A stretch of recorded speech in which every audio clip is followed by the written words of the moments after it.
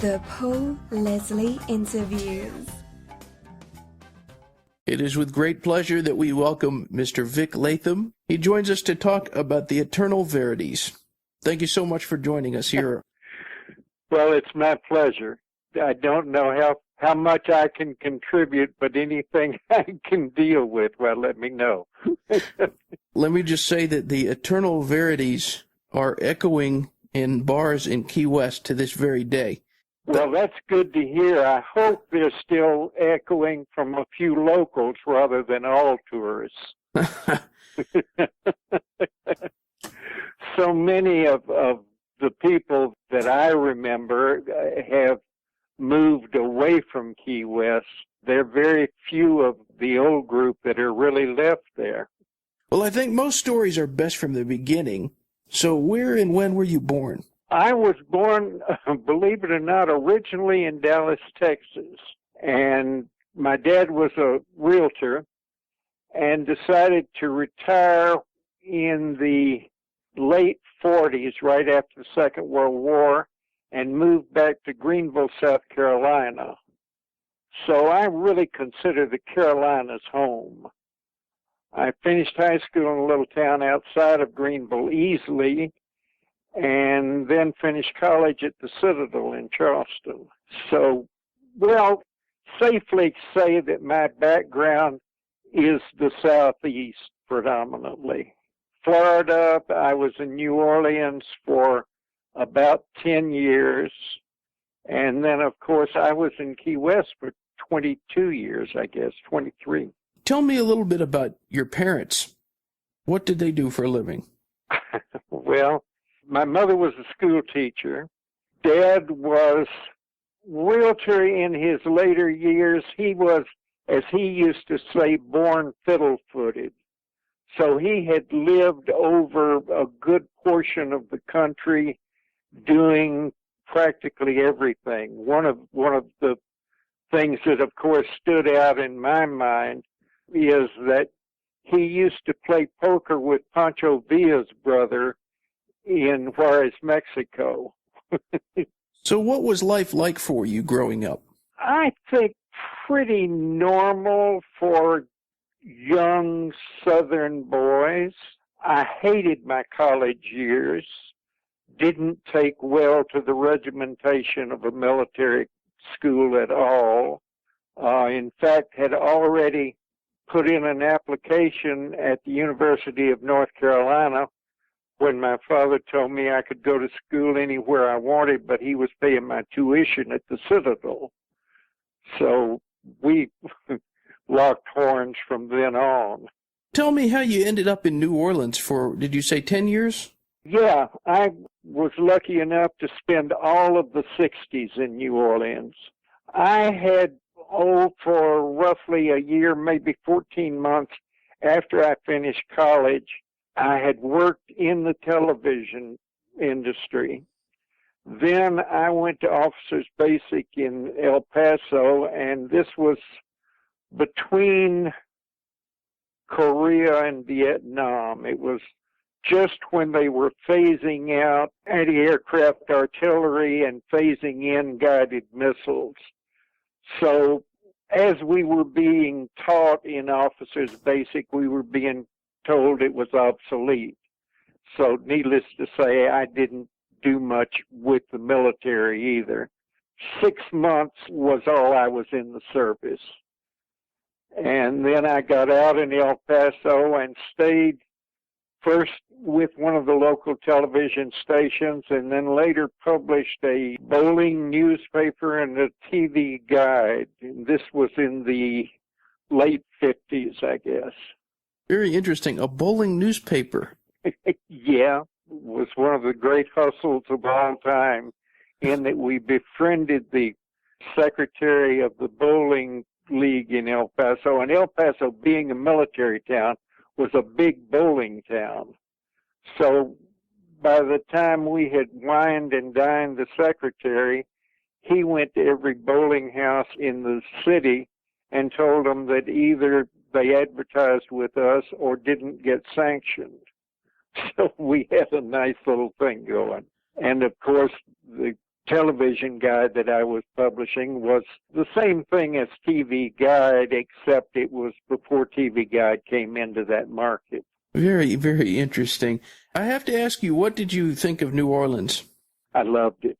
As I say, I was there at an ideal time in that not only did we know very little of Vietnam, but we didn't deal with the integration problems that most of the country was dealing with at that time. New Orleans, they used to say there was more business done at the racetrack than there was in any office building in town. It is a it was a devil-may-care city. She was just a great old broad. She really was. I spent 5 years tending bar at a little after-hours club, a half a block from the Playboy Club. And this is when I'm about 25 years old, so you can imagine all of the good times that I had and all of the trouble that I got into during those years. Tell me, what kind of music did you grow up listening to? Well, I grew up listening to a little bit of everything. When I was a very, very young kid, my mom and dad had membership to the old band shell at the Texas Fairgrounds, Dallas, Texas. And that was Rio Rita and all the old musical comedy. And then when we moved to the Carolinas, I got a little bit interested in country music. Dad had called square dances, and I got into calling square dances a little bit, and then just kind of evolved into country. And then somewhere along the line, I guess about the time I finished college, I met the blues, and the blues is what I have always been interested in. I sang blues for a while. It's always been my mainstay. Isn't it true that you played the harmonica also? I played a little bit of harp, but that was faking it more than anything. One of the unauthorized Buffett biographies talks about me playing harmonica with him. I'm sure that was just the author being at an after-hours session where we were all working together and I was fooling around. I couldn't really consider myself a harp player, not when Fingers Taylor is still a close friend. And you're talking about one of the great blues harmonica players, I think, of all time. Absolutely. So I would rank him right there with Sonny Terry and Sonny Boy Williamson and some of the really good ones. I'm sure Fingers doesn't mind being compared to Sonny Boy Williamson. Well, and Sonny Terry didn't do bad in his own right. I remember the old Folkways label and having LPs with Brownie McGee and Sonny Terry on them were maybe some of the first blues albums I ever owned. Those and Josh White. What brought you to Key West? When I ran out of a wife and a business in New Orleans, I knew that I wanted to go somewhere that I could play golf 12 months of the year. And I just kind of took off and drove and really didn't find any. I went to Florida after I had spent some time with my mom in South Carolina. And I didn't find anything that I really liked in Florida until I got to the Keys. Just settled there, just on a whim. And it, in many ways, was the best thing I ever did. In some ways, the worst. But I wouldn't trade it for anything in the world. Now, what do you mean by that? The best and maybe the worst? Well, in that I have never been the strongest willed person in the world.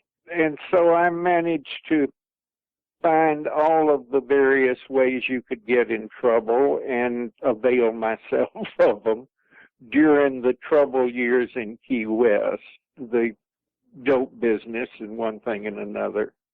Not business in the business sense, but just being around it. Describe for many of the people that didn't get to go down during what you called, I think you called it the Bicycle Society days. What was it like? Well, it probably was as close to a family community as people from all over the United States thrown together can be. Most instances, you didn't have last names, but you had Tom Corcoran was Quack Quack, and you had a couple of Taco Toms around, and Pete the Hat, and everybody had nicknames, and they could be the closest friend in the world, and you wouldn't know their last name. Interesting. Yeah, it was a very, very special community. I can remember Mallory Square when there were maybe, a maximum 25 people sitting on the dock. Well, now I doubt that they get under 300 people down there for every sunset. This was betwixt and between. This was when the Navy had pretty much pulled out of Key West, but before it became a popular tourist area. Tell me, what was your typical day like when you lived down there? Well, you started with Bloody Marys or vodka and some juice in the morning. Generally, your morning started around 10 or 11 o'clock. And you stayed with that until lunchtime when you had a beer or wine with lunch. And then you got to the serious drinking, usually gin or scotch in the afternoons. It was very much a society built around drinking and around clubs. I can remember shortly after we first opened the Full Moon, Key West was going through what they called the brownout period, where it was a particularly warm summer and there just wasn't enough electricity being generated. So they would close down one end of the island, and all of our crowd would come to the Full Moon. And then later in the afternoon, they would close my end down, and we would all go to the chart room at the Pier House. And there were, probably 15 or 20 of us that you saw at least 4 days a week, and maybe every day of the week. And you saw them in bars, and kind of the whole society built around the bars, really. I understand there were other substances as well, but... Well, I didn't know whether you wanted to go into that. Yes, there definitely was. At that time, drugs was more a cottage industry than it was a serious felony, I guess would be one way to put it. There were many who called it the fraternity boy profession, But it got serious, and all of the smiles that I have from it, you don't get anymore. Well, it's gone the way of everything, I guess. It just, as it gets more popular, it gets more complicated. You have to have met some of the most incredible characters. I was real lucky here again in the time I was in Key West. One of the very first friends that I had when I moved into that city was Lila Lee, the silent film star.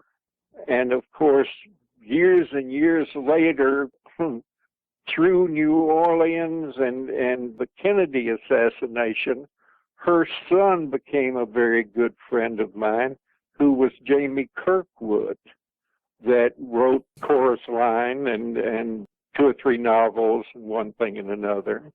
Oh, another one of my early friends down there was the retired boxing editor from Sports Illustrated. You could look up from the bar at the chart room. Now, I'm talking early 70s at this time. F. Lee Bailey might be sitting in the chart room with some of the local politicians, or there could be a bunch from SI that would be in there. Tom McGuane and his family were regulars. Jim Harrison was in there, Guy Valdim, just people that thought a lot and were far smarter than I will ever be, but I was exposed to some of the best minds of that time and some of the serious nuts. Hunter Thompson came along a little bit later, but he was definitely one of them. And we all pretty well know his gonzo story. You just mentioned a lot of people that were writers, and it did seem like in those days there were writers that flocked there. Thomas McGuane, Jim Harrison, Dr. Hunter S. Thompson, and also Shel Silverstein. Why do you think so many writers were drawn to Key West? I think a lot of it came from Key West being a non-judgmental society. They would talk about you. I mean, I soon adopted the philosophy that I had no secrets in that town because they talked constantly, but they didn't really judge what they talked about. It was just, we're dealing with a 2x5 island, so everybody had to have something to talk about. And for that reason, I think a lot of the artistic bent, not only writers, but musicians and a few of the visual arts were drawn to it because they could live pretty well as they chose. Tell me about the Full Moon Saloon. Well, gosh, I don't even know where to start with the Moon. It had been a club, the original Moon now, which was the first, I guess the first 7 years we were in business, maybe 5 years even. I don't remember really right now. But anyway, it had been a club kind of on the border between the black population and the white population, and for that reason had never been able to establish an identity. And I, because of my experiences in New Orleans, felt like that all of us in the service industry, the waiters and the bartenders and the entertainers, needed a place that was ours, a place to hang out.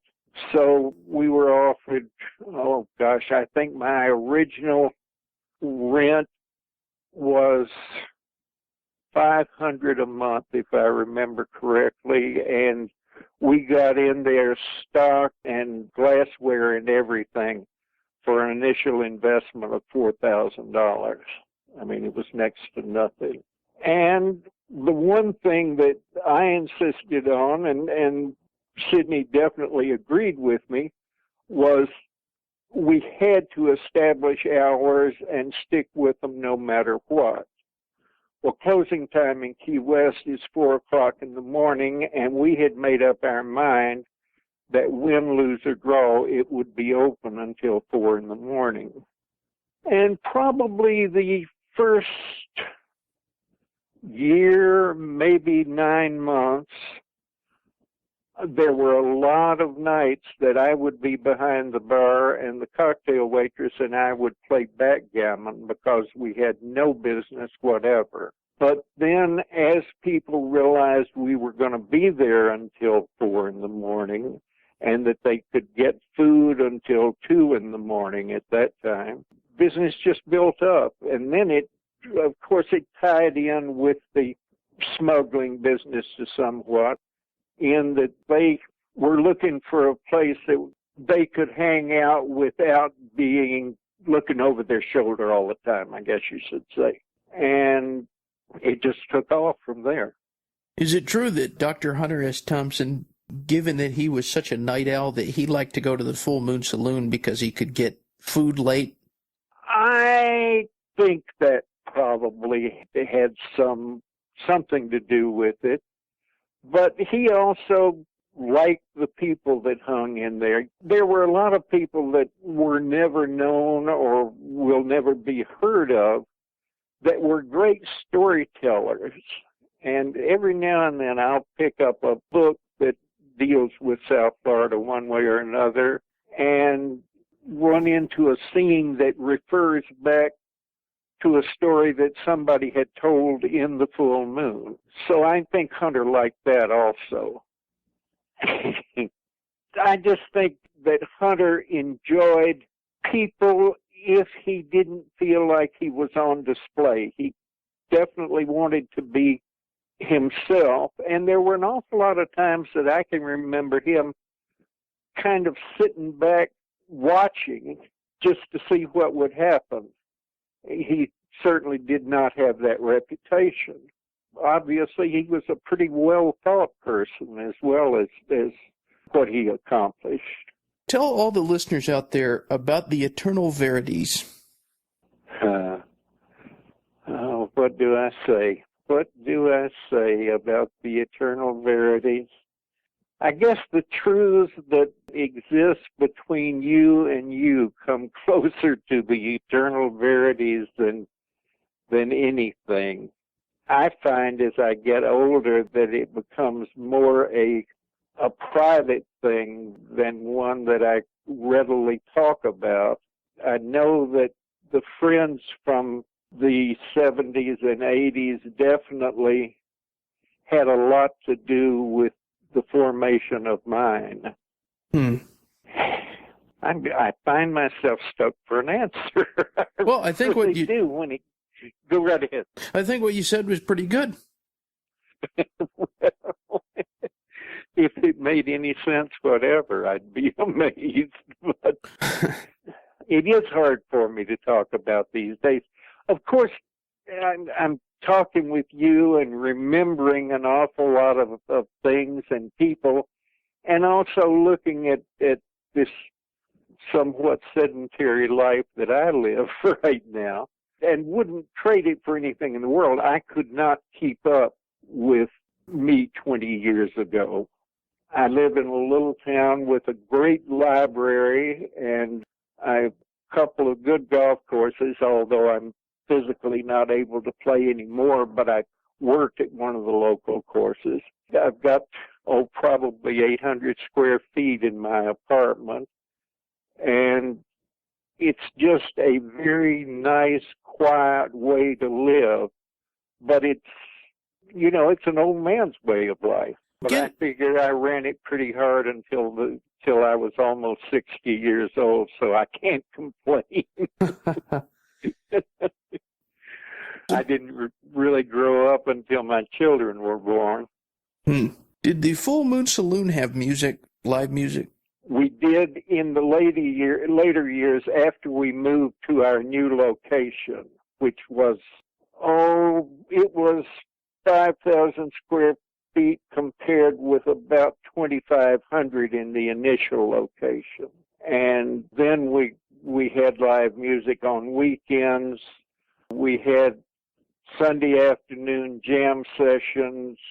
Believe it or not, there were some great jazz musicians, both that lived in Key West and that traveled to Key West on a weekly basis practically. So the Sunday afternoon sessions were a lot of fun. And really some good music, surprisingly good music. One thing that I was kind of proud of that we did at the Full Moon that also gives you some idea of the kind of place it was. We closed for New Year's Eve, and we would run a half-page ad in the Citizen that said the Full Moon Saloon, built by professionals for professionals, we will be closed New Year's Eve. That's amateur night. What we didn't advertise was that then we would give a private 4 or 5 course dinner for our regulars at $50 a head. And that included the entertainment and, as I say, 4 or 5 courses. We would limit it to 200 people and then open from 2 o'clock until 4 o'clock in the morning so our friends who had been working other places could come wish each other a Happy New Year. And it just worked out beautifully. We didn't have anything negative going on at all. It was a very positive night every year. I saw a poster in a book that it advertised a gig that Jimmy Buffett was playing at the Full Moon Saloon, spelled buffet. I used to jokingly call him Mr. Buffet. I'm not sure that I know what poster you refer to, but Jimmy actually opened the new location for us. When we moved around the corner to Simonton Street in the big place where we had entertainment, Jimmy and the Carl Reefers were there opening night, and it was a zoo. You know, I'm surprised the fire marshal didn't close us completely that night. Plus, we had pushed the opening date closer than we should have. We literally were laying pieces in the bar.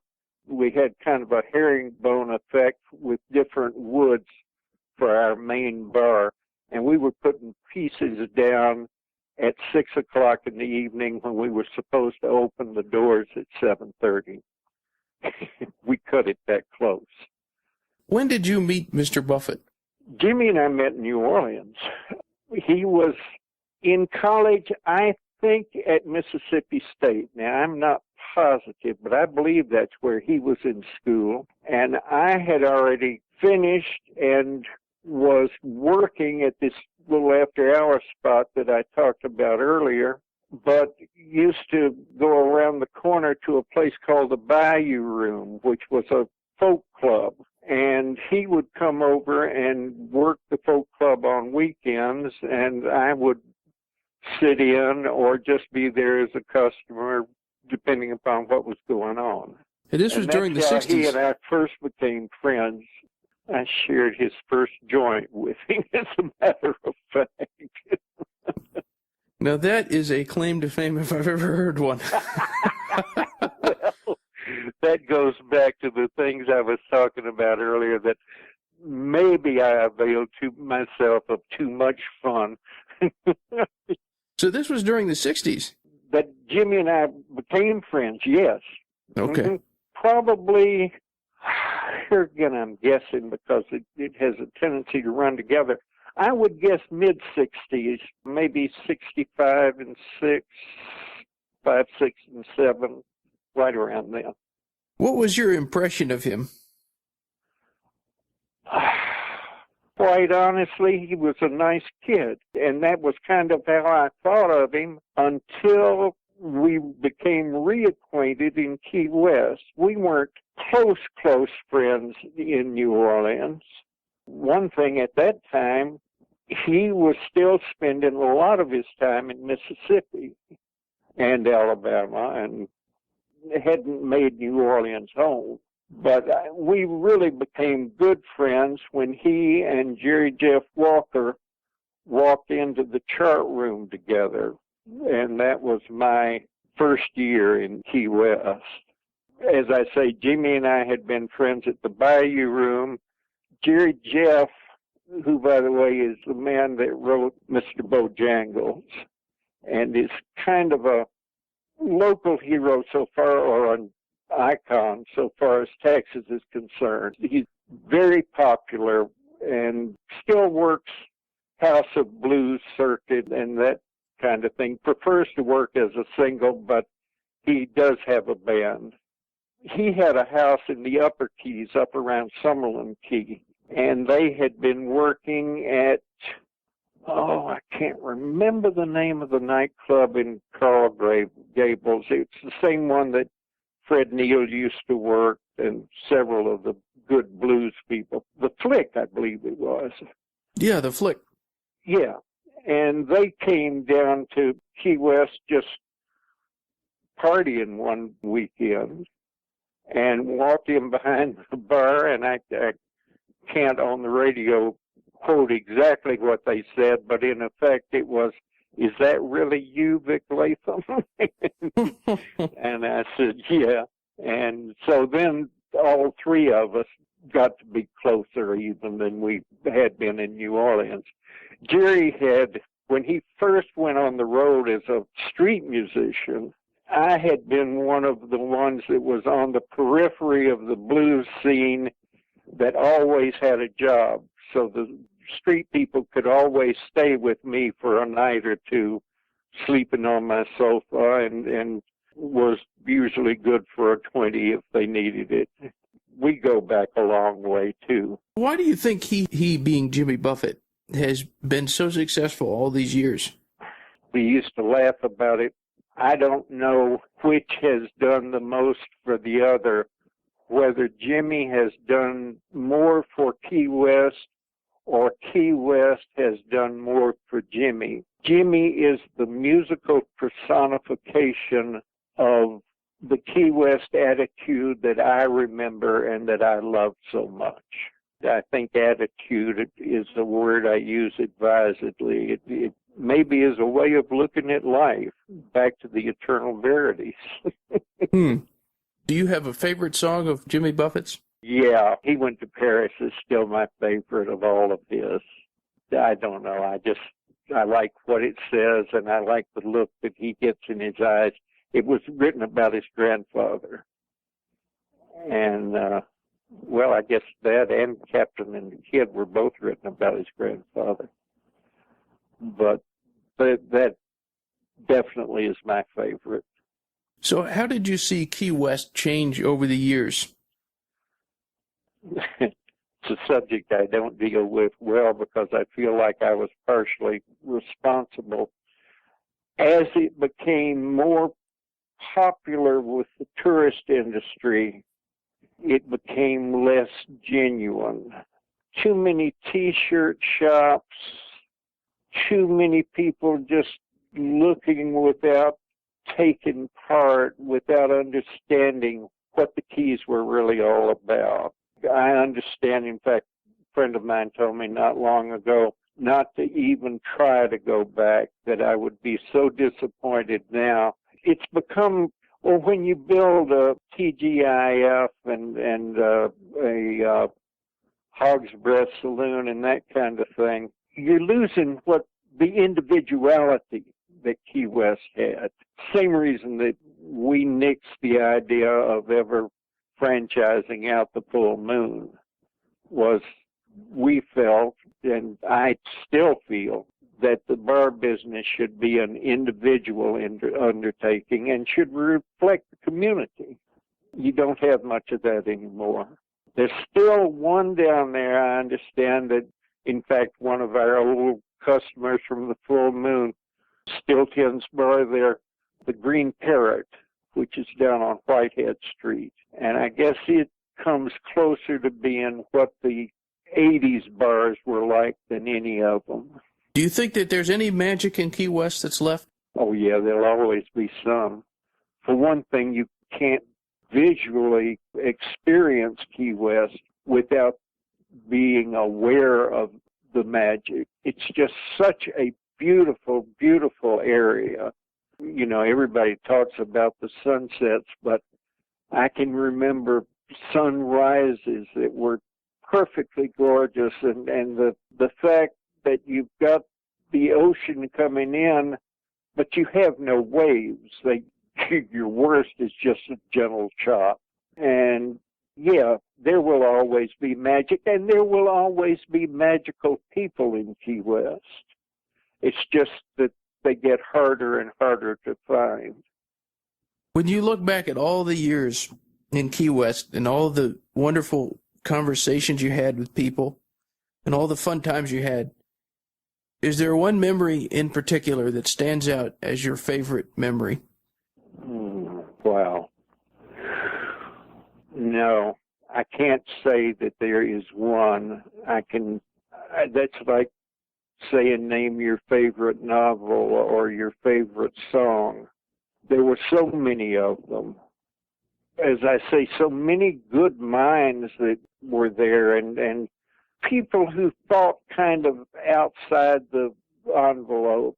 The whole world seemed a little bit fresher just by being exposed to that. I have two final questions before we go. Shoot. All right. What is your all-time favorite meal? Well, I'm very prosaic. I'm still a meat and potatoes man. All right. That would have to rank as my very favorite. If I wanted to get creative, I'd have to say shrimp Creole. Okay. I love the Cajun food. But, of course, being in Chicago, it's hard to find really good Cajun food. We've got a couple of good Cajun restaurants up here, but not like you could walk in on any corner in the French Quarter and you'd have a meal that would just blow you out of the box. Right. My last question, given that this broadcast is going out all over the world, what would you like to say to all the people that are listening in? That regrets are a waste of time. And it's something I frequently have to tell myself.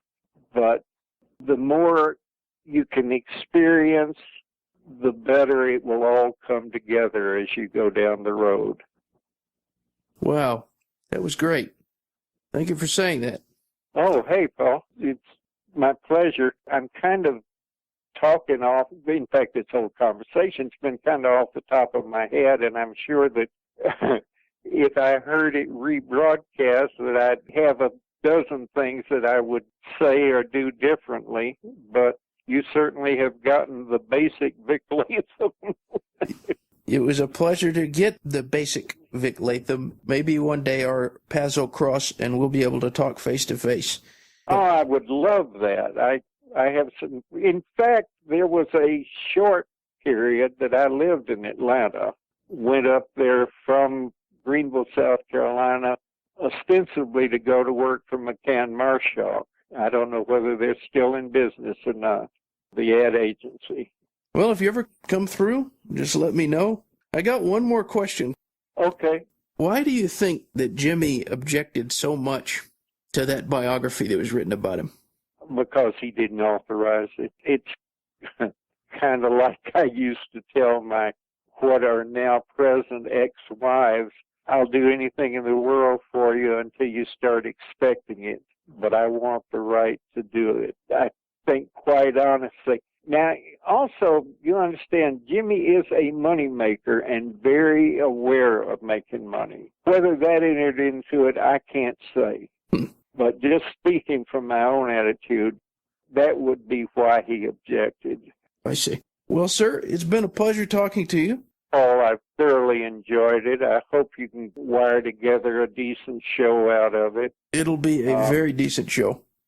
If I can ever help you in any way, let me know. All right. Well, you have a good one. You too. I'll talk to you soon. All right. Thanks a million. Thank you. Bye-bye. Bye-bye.